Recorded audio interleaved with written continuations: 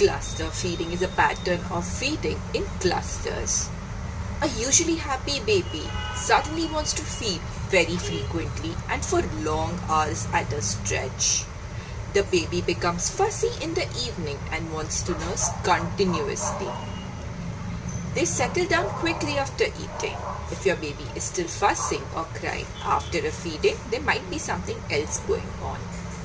This is completely normal and usual behavior of babies in the initial months. Cluster feeding usually happens during growth spurts. They also cluster feed in order to boost up mother's supply to keep up with their growing needs. They also cluster feed to load up calories to prepare to sleep for longer hours or making up for not eating well at a previous feeding.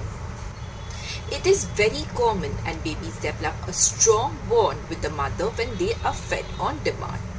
When babies determine how frequently and how long to nurse, their nutrition growth and satiety is optimal.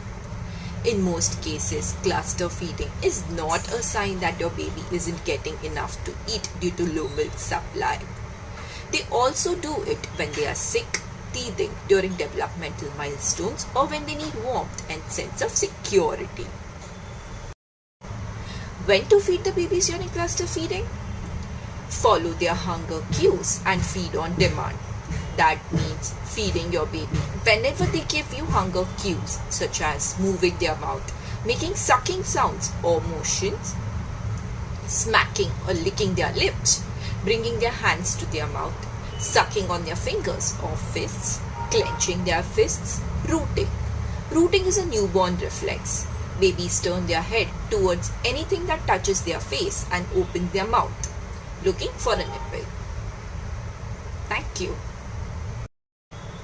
How to manage and cope during a cluster feeding episode. Skin to skin contact while breastfeeding can calm a fussy baby. Acceptance of the fact that cluster feeding is normal and helps the baby. Feeding the baby in the lying down position can help the mother with the much needed rest. Change your breastfeeding position frequently. Baby wearing while doing household chores. Keep some healthy snacks and a bottle of water nearby.